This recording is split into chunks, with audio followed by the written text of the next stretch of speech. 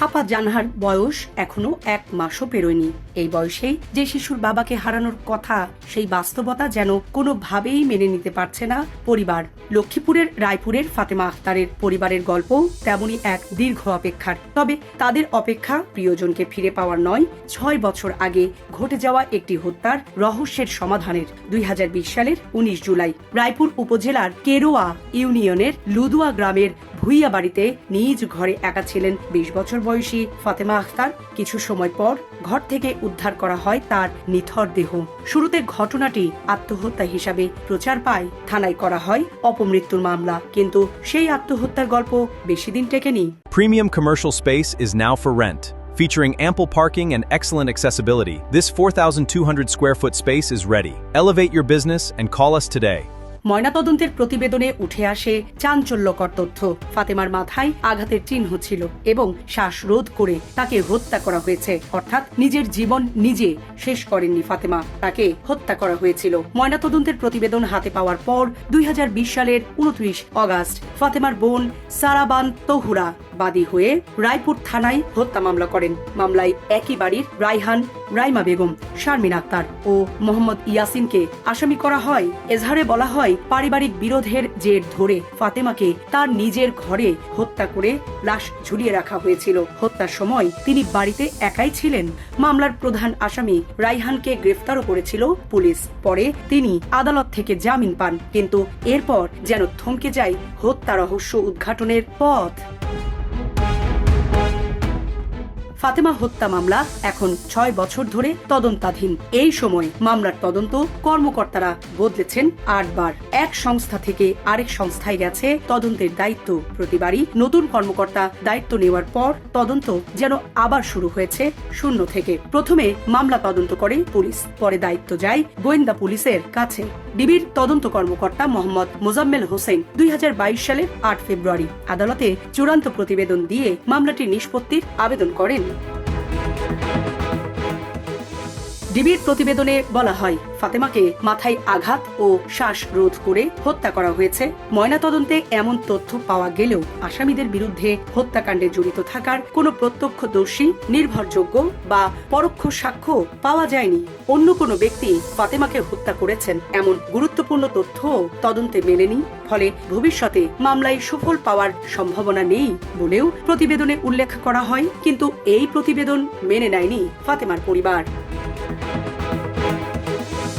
2022 সালের 5 মে মামলার বাদী সারাবান তহুরা আদালতের ডিবির চূড়ান্ত প্রতিবেদনের বিরুদ্ধে নারাজি দেন।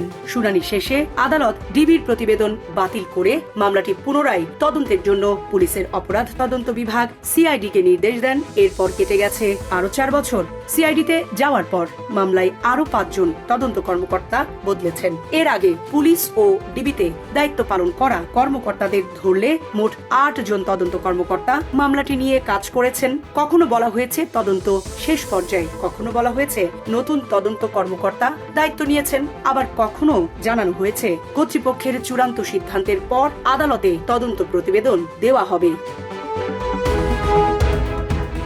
বর্তমানে মামলাটি তদন্ত করছেন সিআইডির ইন্সপেক্টর ওবায়দুল ইসলাম। তিনি গত 6 মাস ধরে মামলাটির তদন্ত করছেন। তার ভাষ্য, বিভিন্ন দিক থেকে নতুন সূত্র খোঁজার চেষ্টা চলছে। ওবায়দুল ইসলাম বলেন, তদন্ত শেষে আদালতে অভিযোগপত্র দেওয়া হবে। একজন স্বজনের কাছে 6 বছর হয়তো ক্যালেন্ডারের কয়েকটি পাতা বদলে যাওয়ার সময়, কিন্তু সন্তান হারানো একটি পরিবারের কাছে প্রতিটি দিনই নতুন করে শোকের।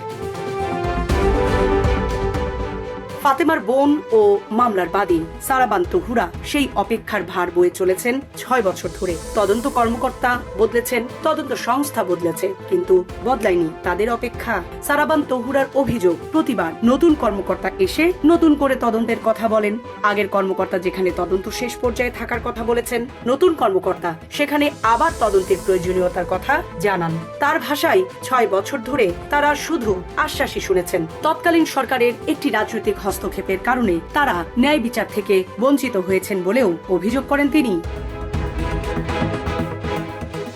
ফাতেমার মৃত্যু নিয়ে এখন সবচেয়ে বড় প্রশ্ন, ময়নাতদন্তে যদি হত্যার প্রমাণ পাওয়া যায় তাহলে তাকে হত্যা করলো কে, কেনই বা হত্যা করা হলো, হত্যার পর কেন ঘটনাটিকে আত্মহত্যা হিসেবে দেখানোর চেষ্টা করা হয়েছিল।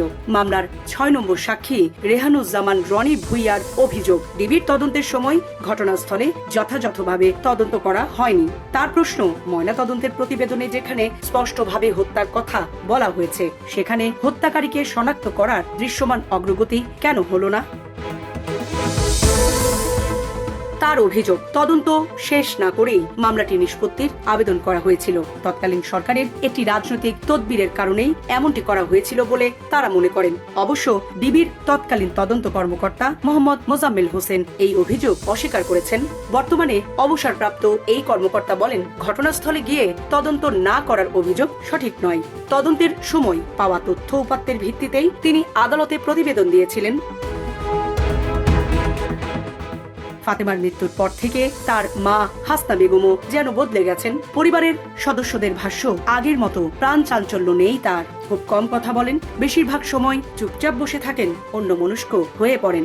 ৬ বছর ধরে মেয়েকে হারানোর শোকের সঙ্গে যোগ হয়েছে আরেকটি যন্ত্রণা, মেয়েকে কে হত্যা করেছে সেই প্রশ্নের উত্তর না পাওয়া। হাসনা বেগমের কাছে তাই বিচার মানে শুধু আদালতের রায় নয়, তার কাছে বিচার শুরু হবে সেই দিন যেদিন তিনি জানতে পারবেন কে তার মেয়েকে হত্যা করেছে, কেন করেছে এবং কিভাবে সেই হত্যার ঘটনা ঘটেছিল। তিনি বলেন, বিচার তো দূরের কথা, ৬ বছরেও তার মেয়েকে কে বা কেন হত্যা করেছে সেই রহস্যই বের হয়নি। তবুও মা হিসাবে তিনি আশা ছাড়তে চান না। তার বিশ্বাস, একদিন ফাতেমা হত্যার রহস্যের জট খুলবে, খুনি ধরা পড়বে এবং তিনি মেয়ের হত্যার বিচার পাবেন। জীবন অবাক না করলে কে করবে? 28% মিল্ক ফ্যাটের অবাক করার সাথে ফ্রেশ মিল্ক পাউডার, জীবন অবাক করুক প্রতিদিন। মামলার প্রধান আসামি মোহাম্মদ রায়হান অবশ্য হত্যার অভিযোগ অস্বীকার করেছেন। তার দাবি, ফাতেমা আত্মহত্যা করেছিলেন। ফাতেমার পরিবারের সঙ্গে তাদের পারিবারিক বিরোধ রয়েছে এবং সেই বিরোধের কারণেই তাদের অন্যায়ভাবে মামলায় জড়ানো ও হয়রানি করা হচ্ছে বলে অভিযোগ তার। একদিকে ময়নাতদন্তের প্রতিবেদনে হত্যার কথা, অন্যদিকে তদন্তে হত্যাকারী শনাক্ত না হওয়ার দাবি। এই দুইয়ের মাঝখানেই আটকে আছে ফাতেমা হত্যার রহস্য। সামরিনা প্রীতি, ঢাকা এক্সপ্রেস।